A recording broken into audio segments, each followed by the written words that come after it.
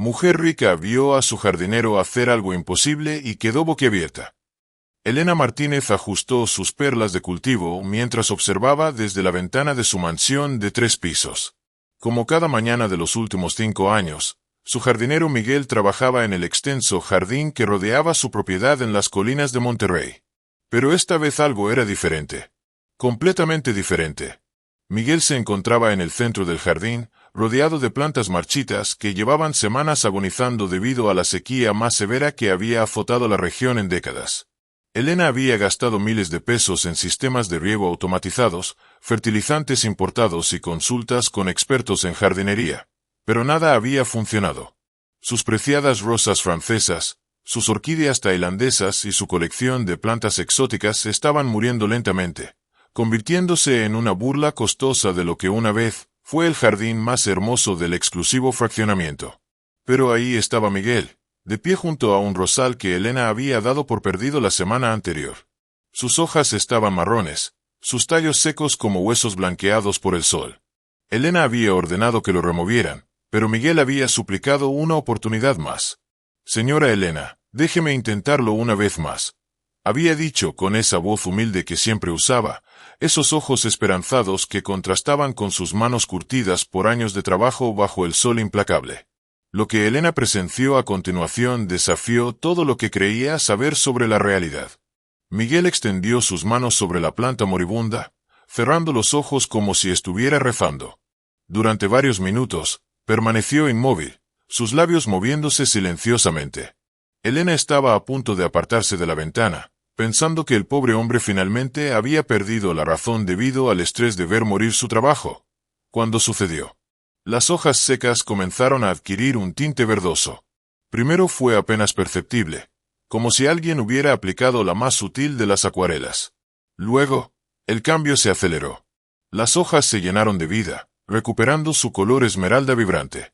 Los tallos se enderezaron, cobrando fuerza y vitalidad. Pero lo más impactante vino después. Brotes frescos comenzaron a emerger, y en cuestión de minutos, rosas rojas perfectas florecieron en toda su gloria. Elena dejó caer su taza de café de porcelana china. El líquido humeante se derramó sobre la alfombra persa, pero ella ni siquiera lo notó. Sus ojos, abiertos de par en par, no podían apartarse de la escena que se desarrollaba en su jardín. ¿Acaso estaba soñando? ¿Había perdido la cordura? ¿O realmente estaba presenciando algo que desafiaba las leyes de la naturaleza? Miguel abrió los ojos y sonrió con satisfacción, observando su obra como si fuera lo más natural del mundo. Luego se dirigió hacia otra planta marchita, y Elena supo, con una mezcla de terror y fascinación, que estaba a punto de presenciar el milagro una vez más. Elena retrocedió de la ventana, su corazón martilleando contra sus costillas como un pájaro enjaulado.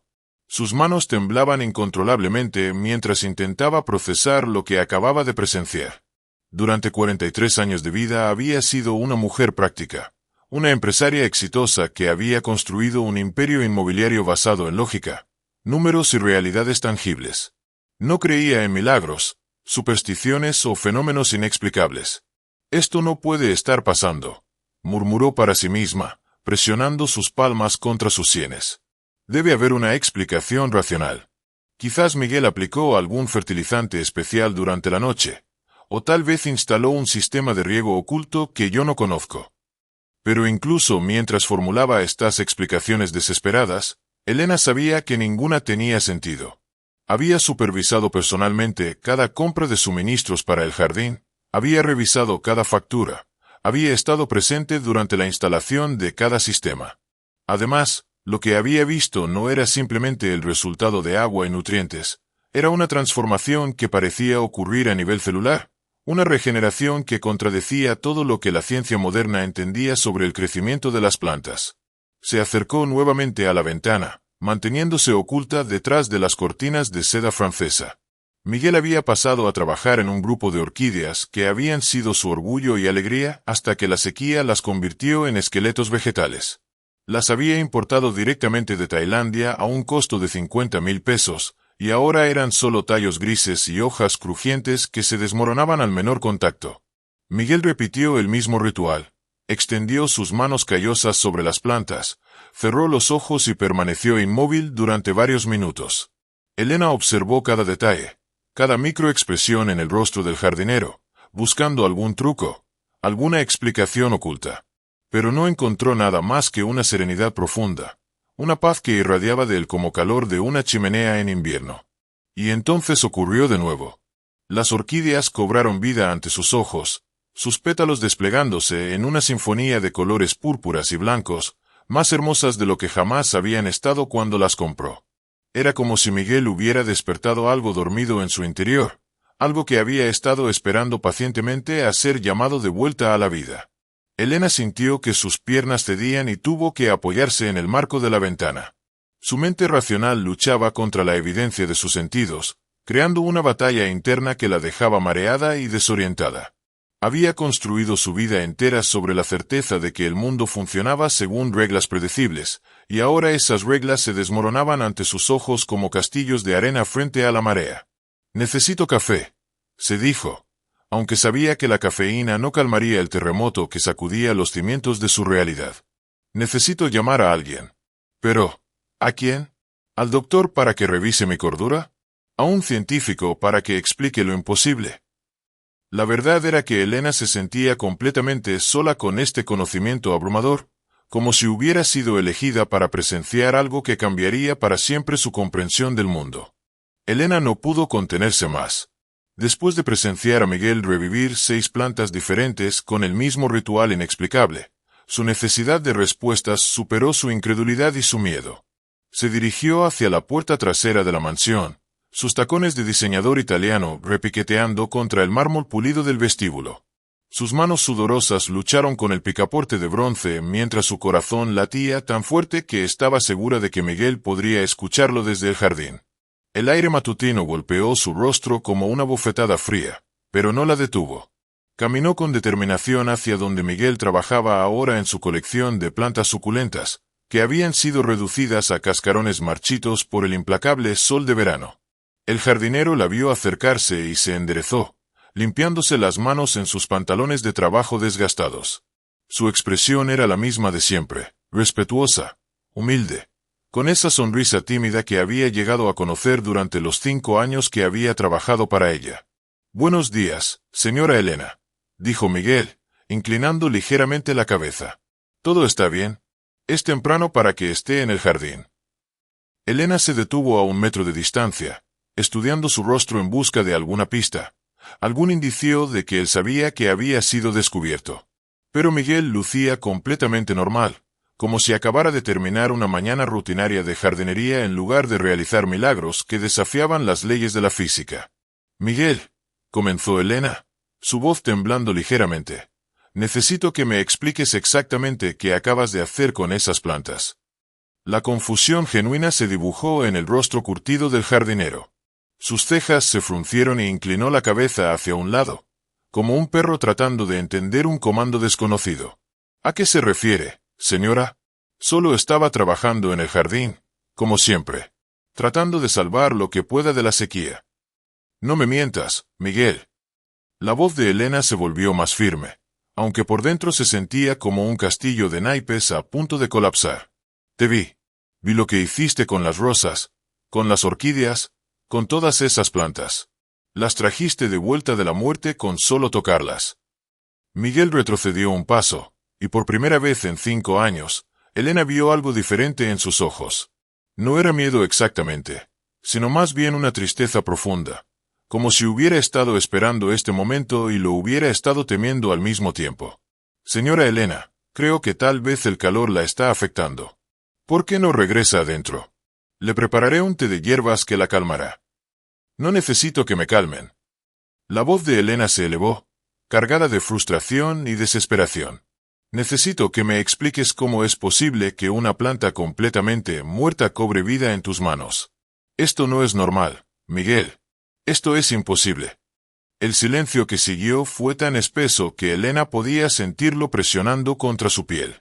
Miguel la miró durante largos momentos, sus ojos marrones escrutando su rostro como si estuviera tomando una decisión de vida o muerte. Finalmente, sus hombros se relajaron en una postura de rendición. «Creo que es hora de que hablemos, señora Elena», dijo suavemente. Pero no aquí. Hay demasiados oídos curiosos en este vecindario, y lo que tengo que decirle, bueno, es complicado. Miguel guió a Elena hacia el pequeño cobertizo de herramientas ubicado en la esquina más alejada del jardín, lejos de las miradas curiosas de los vecinos y del personal doméstico. El interior estaba ordenadamente organizado con herramientas de jardinería, sacos de tierra y macetas de diferentes tamaños. Pero lo que captó la atención de Elena fueron los frascos de vidrio llenos de hierbas desconocidas, cristales de colores extraños y lo que parecían ser diarios escritos a mano con una caligrafía meticulosa.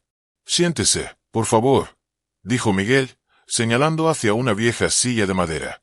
Su demeanor había cambiado completamente. Ya no era el jardinero humilde y silencioso que Elena conocía, sino alguien que portaba el peso de secretos antiguos. Elena se sentó, sus manos entrelazadas sobre su regazo para evitar que temblaran. Miguel tomó uno de los diarios y lo sostuvo contra su pecho durante un momento, como si estuviera reuniendo valor. «Mi familia, señora Elena, ha sido guardiana de un conocimiento que se remonta a 1000 años atrás, mucho antes de que los españoles llegaran a estas tierras. Somos descendientes directos de los curanderos aztecas, específicamente de aquellos que podían comunicarse con el espíritu de las plantas». Elena abrió la boca para interrumpir, pero Miguel levantó una mano gentilmente. «Sé que suena como superstición, como cuentos de viejas, pero lo que usted vio esta mañana es real. Mi bisabuelo me enseñó, así como su bisabuelo le enseñó a él. Es un don que se pasa de generación en generación, pero no todos en la familia lo poseen. Es raro, muy raro, y requiere años de entrenamiento y disciplina espiritual». Miguel abrió el diario, revelando páginas llenas de diagramas de plantas, símbolos extraños y texto en lo que Elena reconoció como náhuatl mezclado con español. Los antiguos creían que todas las cosas vivientes tienen un espíritu, una energía vital que los conecta con la madre tierra.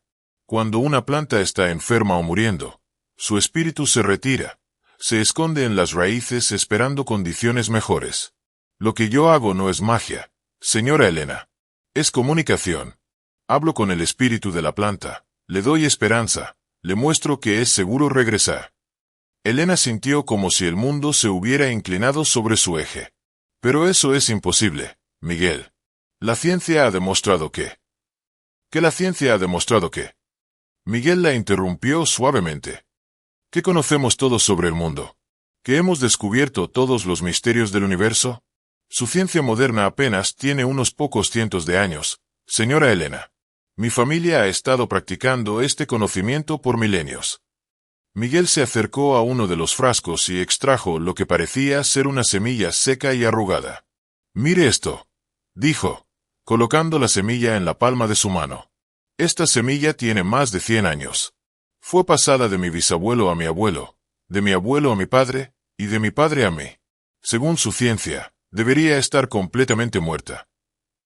Miguel cerró los ojos y se concentró. Elena observó, fascinada y aterrorizada, mientras la semilla comenzaba a hincharse lentamente. Una pequeña raíz blanca emergió, seguida de un brote verde brillante. «El espíritu nunca muere realmente», murmuró Miguel, abriendo los ojos. «Solo espera a que alguien le recuerde que es tiempo de vivir nuevamente». Elena se quedó sin aliento, mirando la pequeña planta que ahora crecía en la palma de Miguel como si fuera lo más natural del mundo. Las siguientes 2 horas pasaron como un sueño surrealista mientras Miguel compartió historias que habían sido transmitidas oralmente a través de generaciones. Elena aprendió sobre rituales de luna llena donde su familia se reunía en círculo para canalizar energía hacia bosques enteros que habían sido devastados por incendios. Escuchó sobre el tatara-tatara-abuelo de Miguel que supuestamente había salvado cosechas enteras durante la hambruna de 1785, trabajando día y noche hasta colapsar de agotamiento. «¿Por qué nunca me dijiste nada?», preguntó Elena, su voz apenas un susurro. 5 años, Miguel. 5 años trabajando en mi jardín, viendo cómo luchaba para mantener vivas mis plantas, gastando fortunas en tratamientos inútiles. Miguel bajó la mirada, sus manos jugando nerviosamente con una pequeña piedra que había sacado de uno de sus bolsillos. «Porque cada vez que mi familia ha revelado este don, ha traído problemas. En los tiempos coloniales, nos llamaban brujos y nos perseguían. Durante la Revolución, Ambos bandos querían usarnos para sus propios fines. En tiempos más recientes, cuando mi tío decidió ayudar abiertamente a los agricultores pobres de Oaxaca, llegaron científicos, periodistas, gente del gobierno. Lo convirtieron en un espectáculo. La voz de Miguel se quebró ligeramente. Mi tío nunca pudo volver a usar su don después de eso. Decía que toda esa atención, todas esas miradas escépticas y codiciosas, habían roto su conexión con los espíritus de las plantas. Murió sintiendo que había traicionado a nuestros ancestros. Elena sintió un peso abrumador asentándose en su pecho. De repente comprendió la magnitud de lo que Miguel había estado ocultando. El sacrificio personal que había estado haciendo al trabajar en silencio, viendo su jardín morir lentamente cuando podría haberlo salvado desde el primer día. Pero entonces, ¿por qué lo hiciste esta mañana? ¿Por qué te arriesgaste? Miguel sonrió tristemente, una expresión que combinaba dolor y liberación. Porque no podía soportarlo más, señora Elena. Usted ha sido buena conmigo. Me ha tratado con respeto cuando otros patrones me veían como un mueble más. Ver su tristeza cada mañana cuando observaba su jardín morir, era como ver morir una parte de usted también. Elena sintió lágrimas quemando sus ojos. Durante meses había estado tan obsesionada con salvar sus plantas costosas que nunca había considerado el dolor que Miguel podría estar sintiendo al verla sufrir. Además, continuó Miguel, tengo 62 años. No me quedan muchos años para transmitir este conocimiento, y mi hijo, él eligió un camino diferente. Es ingeniero, vive en la Ciudad de México. Cree que las tradiciones de la familia son supersticiones atrasadas. Miguel se quedó callado por un momento, perdido en pensamientos que parecían pesar toneladas.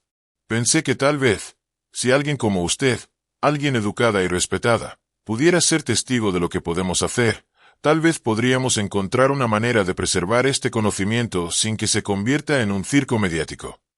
Elena se dio cuenta de que Miguel no solo le había confiado un secreto familiar, le había entregado una responsabilidad que podría cambiar el rumbo de tradiciones milenarias. Durante los días siguientes, Elena no pudo concentrarse en nada más que en lo que había presenciado. Sus reuniones de negocios se volvieron mecánicas, sus conversaciones sociales superficiales e irritantes. Todo lo que había considerado importante en su vida parecía pálido en comparación con el milagro que había ocurrido en su jardín. Miguel, por su parte, había comenzado a trabajar abiertamente con su don, pero solo cuando estaban solos. Elena lo observaba desde diferentes ventanas de la mansión, fascinada por los rituales que variaban según el tipo de planta y la gravedad de su condición. Para las rosas, Miguel cantaba suavemente en náhuatl mientras movía sus manos en patrones circulares. Para las orquídeas, permanecía completamente inmóvil durante largos periodos, como si estuviera meditando. Para los árboles frutales, colocaba sus palmas contra el tronco y parecía estar teniendo una conversación silenciosa. En una semana, el jardín de Elena se había transformado de un cementerio vegetal en un paraíso que superaba cualquier cosa que hubiera logrado en los años anteriores. Las plantas no solo habían vuelto a la vida, estaban más vibrantes, más saludables y más hermosas de lo que jamás había visto. Las rosas florecían en colores que parecían tener profundidad tridimensional. Las orquídeas desplegaban patrones que parecían casi fractales en su complejidad, y los árboles frutales estaban cargados de frutos tan perfectos que parecían haber salido de un cuento de hadas.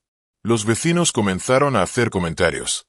La señora Rodríguez, que vivía en la mansión de al lado, se detuvo una tarde mientras paseaba a su pequeño chihuahua. Elena, querida, ¿qué has hecho en tu jardín? Es absolutamente espectacular.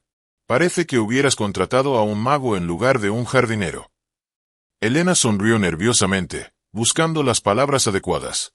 Miguel es muy talentoso. Ha estado experimentando con nuevas técnicas. Pero sabía que las excusas no servirían por mucho tiempo. El jardín había atraído la atención de todo el vecindario. Incluso había notado a algunos transeúntes deteniéndose para tomar fotografías a través de la cerca de hierro forjado. Una mañana, mientras observaba a Miguel trabajar con un grupo de girasoles que habían brotado hasta alcanzar alturas imposibles, Elena se dio cuenta de algo inquietante. Ella ya no era simplemente una testigo del don de Miguel.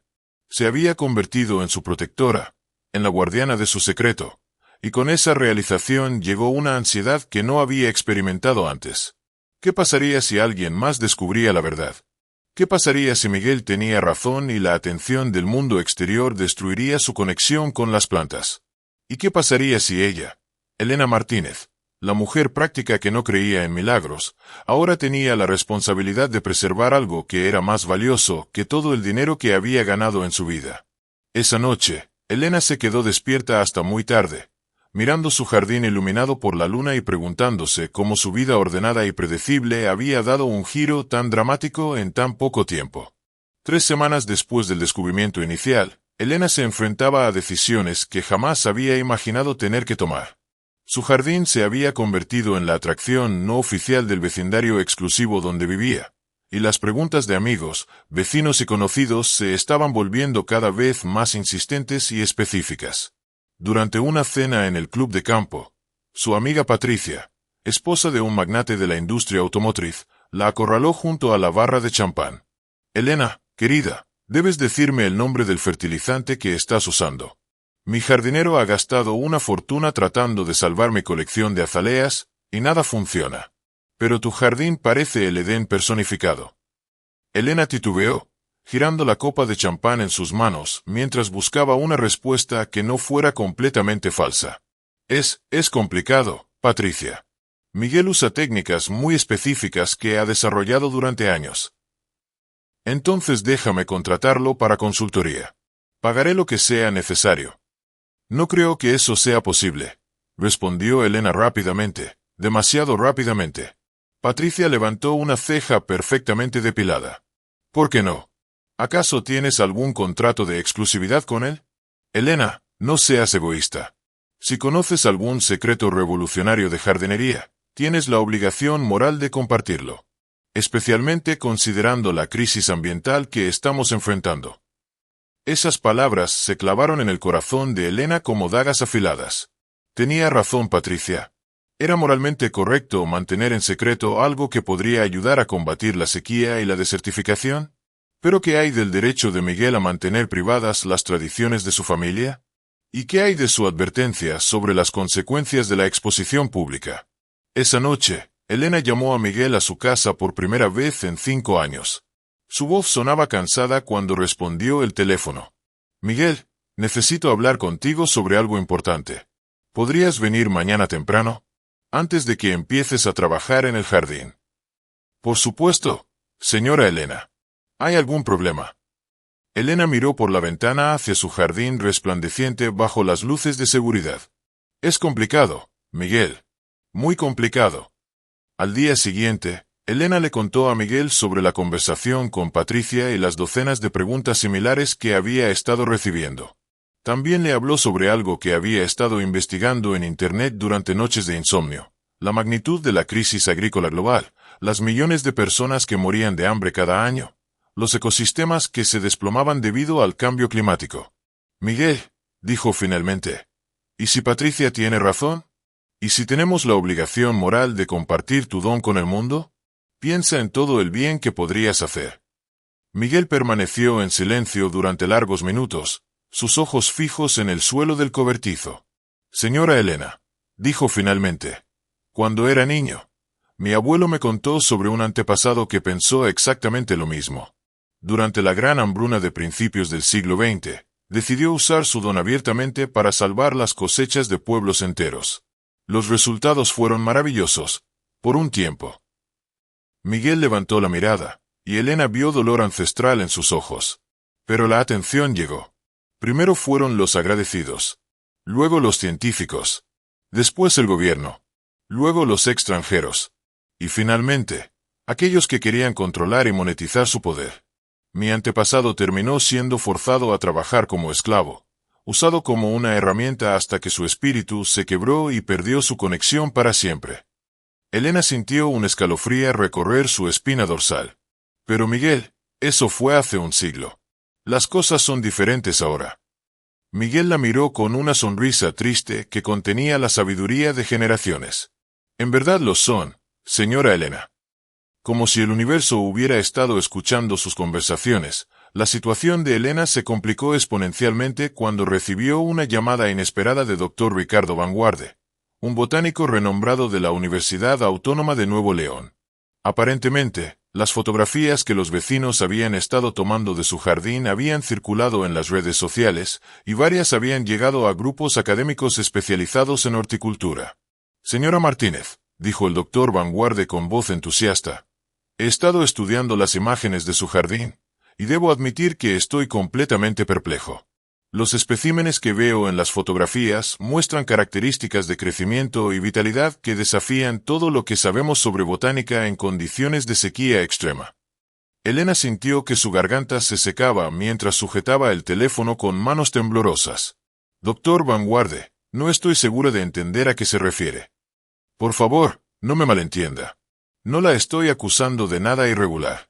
Simplemente estoy fascinado por las técnicas que debe estar empleando su jardinero. ¿Sería posible programar una visita? Estaría dispuesto a pagar generosamente por la oportunidad de estudiar sus métodos. Podríamos estar ante un avance revolucionario en agricultura sostenible. Elena cerró los ojos, sintiendo las paredes de su mundo ordenado cerrándose a su alrededor. Doctor Vanguarde, aprecio su interés, pero en este momento no es posible recibir visitantes. Estamos en medio de renovaciones. Por supuesto, lo entiendo completamente. Pero señora Martínez, debe comprender la importancia científica de lo que potencialmente han logrado. Si han desarrollado métodos que pueden combatir los efectos de la sequía con tanta efectividad, tienen la responsabilidad de compartir ese conocimiento con la comunidad científica.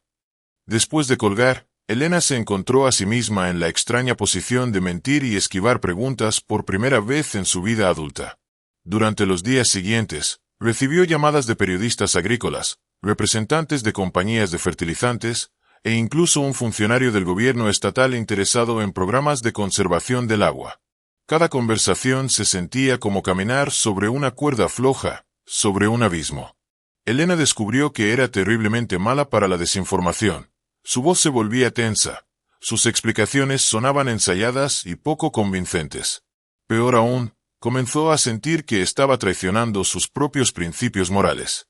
Toda su vida había valorado la honestidad y la transparencia, pero ahora se encontraba construyendo una red cada vez más compleja de medias verdades y evasiones. Miguel notó el estrés que Elena estaba experimentando y se ofreció varias veces a simplemente dejar de usar su don, permitiendo que el jardín regresara gradualmente a su estado anterior. Pero Elena no podía soportar la idea de ver morir las plantas nuevamente, especialmente sabiendo que podrían ser salvadas. Es como conocer la cura para una enfermedad y negarse a administrarla, le dijo a Miguel una tarde mientras observaban un colibrí alimentándose del néctar de flores que habían sido esqueletos secos solo un mes antes. Pero señora Elena, respondió Miguel suavemente, a veces la cura es más peligrosa que la enfermedad. Elena sabía que Miguel tenía razón, pero el peso de las decisiones que enfrentaba la estaba consumiendo lentamente, robándole el sueño y la paz mental que había disfrutado durante toda su vida anterior. La crisis llegó a su punto culminante cuando Elena descubrió que alguien había estado espiando su propiedad. Una mañana, mientras tomaba su café matutino, notó destellos de luz provenientes de los arbustos que crecían en la propiedad vacía al otro lado de la calle. Cuando llamó a Miguel para alertarlo, él ya lo había notado. Señora Elena, creo que alguien ha estado fotografiando el jardín con lentes telescópicos desde hace varios días. Anoche, después de que oscureció, vi movimiento en esos arbustos. Elena sintió una mezcla de paranoia y violación de privacidad que nunca antes había experimentado. Su hogar, su refugio sagrado, se había convertido en el objeto de escrutinio no solicitado. La situación se volvió aún más alarmante cuando su asistente personal, María, le informó que había recibido múltiples ofertas de compra para fotografías exclusivas del jardín.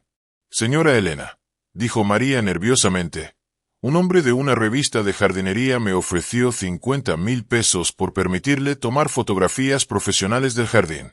Dijo que había oído rumores sobre técnicas revolucionarias de cultivo. Esa noche, Elena se reunió con Miguel en el cobertizo, pero esta vez la atmósfera era tensa y urgente. Miguel había traído consigo una maleta vieja y algunos de sus diarios más preciados. Señora Elena, creo que es hora de que me vaya, dijo Miguel sin preámbulos. He estado pensando mucho sobre esto, y mi presencia aquí está poniendo en peligro tanto su privacidad como la seguridad de las tradiciones de mi familia. Elena sintió como si alguien hubiera arrancado algo vital de su pecho. Miguel, no. No puedes irte así. Debemos encontrar otra solución. ¿Cuál, señora Elena?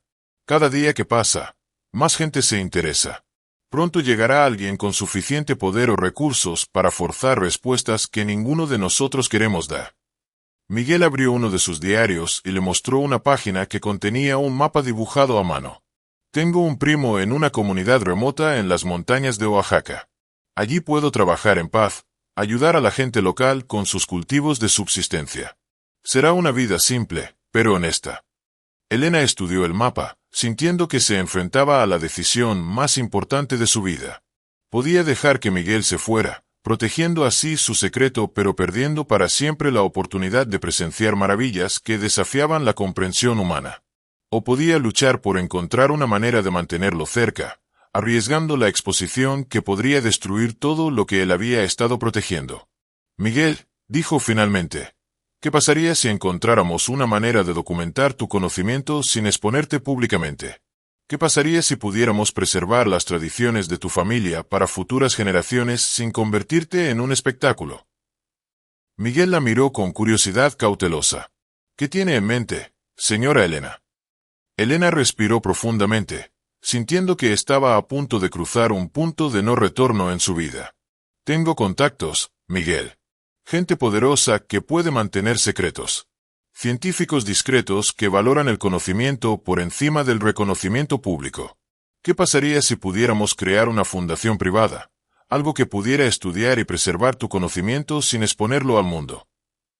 Miguel guardó silencio durante largos minutos, sus manos acariciando la superficie desgastada de su diario. Eso suena hermoso en teoría, señora Elena.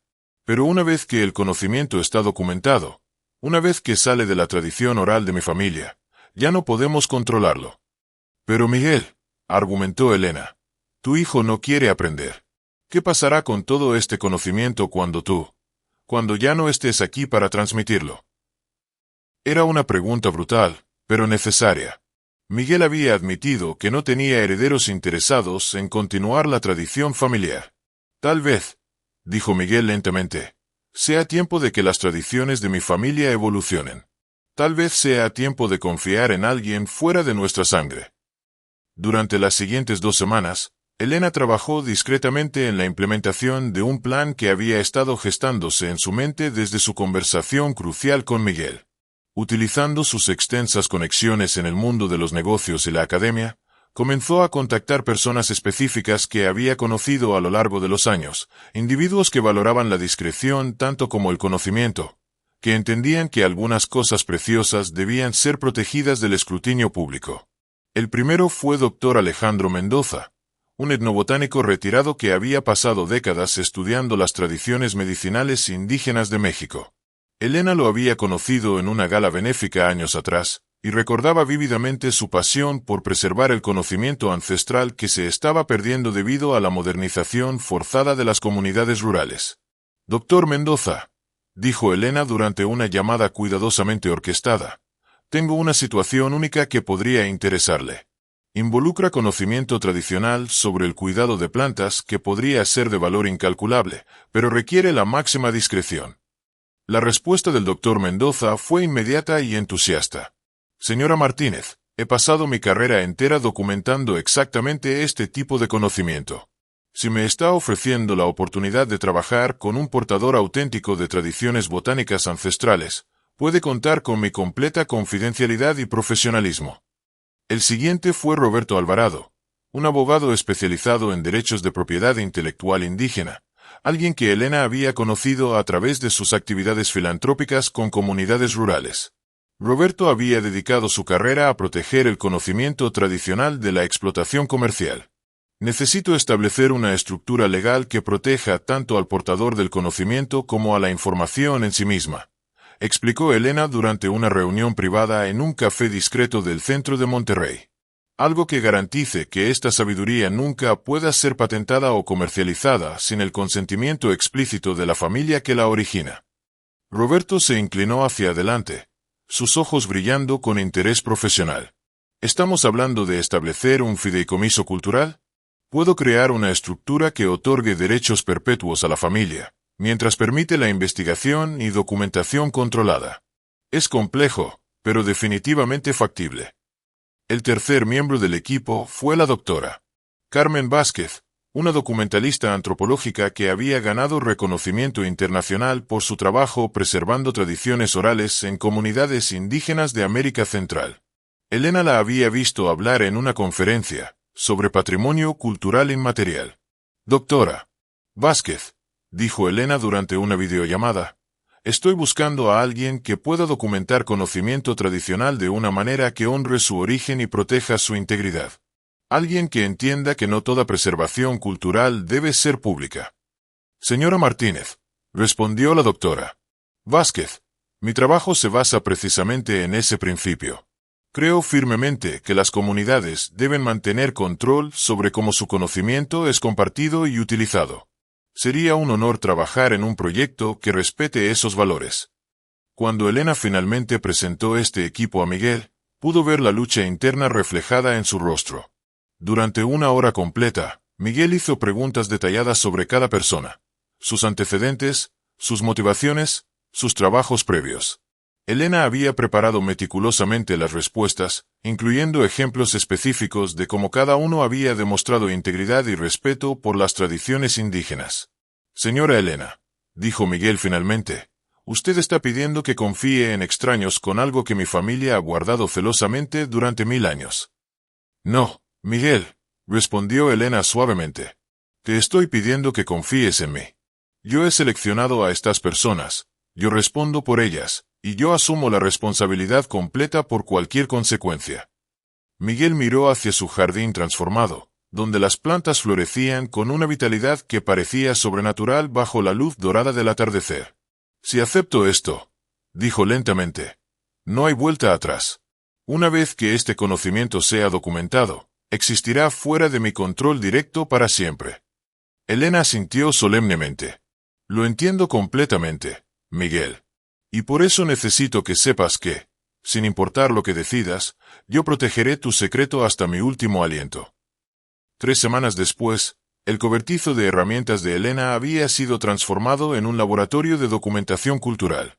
El doctor Mendoza había instalado equipos de grabación de audio de alta calidad, cámaras especializadas para documentar técnicas de trabajo, y un microscopio conectado a monitores para estudiar los cambios celulares en las plantas tratadas por Miguel. La doctora Vázquez había configurado estaciones de trabajo para la transcripción y traducción de las enseñanzas de Miguel, mientras que Roberto trabajaba en los aspectos legales desde una mesa portátil cubierta de documentos. El proceso de documentación resultó ser mucho más complejo y hermoso de lo que Elena había anticipado. Miguel no simplemente hacía su magia con las plantas. Cada acción estaba respaldada por siglos de conocimiento acumulado que incluía astronomía, meteorología, química natural, psicología vegetal, y filosofías espirituales profundamente entrelazadas. Miren, explicó Miguel mientras trabajaba con una orquídea que había sido declarada oficialmente muerta por 3 expertos en jardinería. La planta no solo necesita que despierte su espíritu. Necesita saber que las condiciones son apropiadas para su supervivencia. Por eso primero leo los patrones del viento, la humedad del aire, la posición de la luna, incluso el estado emocional del entorno. El doctor Mendoza documentaba meticulosamente cada paso, haciendo preguntas que revelaban capas de conocimiento que Elena nunca había imaginado. Miguel, cuando hablas de leer la humedad del aire, ¿te refieres a un proceso sensorial consciente o a una percepción intuitiva? Ambas, respondió Miguel sin dudar. Mi abuelo me enseñó a identificar 27 tipos diferentes de humedad basándose en cómo se siente en la piel, cómo afecta el comportamiento de los insectos, cómo cambia el aroma de la tierra. Pero también hay algo más profundo, algo que sientes aquí, dijo, colocando su mano sobre su corazón, que te dice si las plantas están listas para recibir vida. La doctora Vázquez capturó estas explicaciones en múltiples formatos, grabaciones de audio en español y náhuatl, transcripciones detalladas, diagramas visuales de los gestos y movimientos de Miguel, e incluso composiciones musicales basadas en los cantos que utilizaba para diferentes tipos de plantas. Pero lo que más fascinaba a Elena eran los momentos cuando Miguel trabajaba directamente con plantas moribundas mientras el equipo documentaba el proceso. Ver la transformación a través de las cámaras especializadas era aún más impactante que presenciarla con el ojo desnudo. Los monitores mostraban cambios celulares que ocurrían en tiempo real. La rehidratación de tejidos, la reactivación de procesos fotosintéticos, la regeneración de estructuras vasculares que habían estado dormidas. «Esto es extraordinario», murmuró el doctor Mendoza durante una sesión particularmente dramática donde Miguel revivió un árbol de aguacate que había estado sin hojas durante meses. Los cambios que estamos observando no deberían ser posibles según nuestro entendimiento actual de la biología vegetal. Es como si Miguel estuviera activando sistemas de reparación celular que la ciencia moderna apenas está comenzando a descubrir.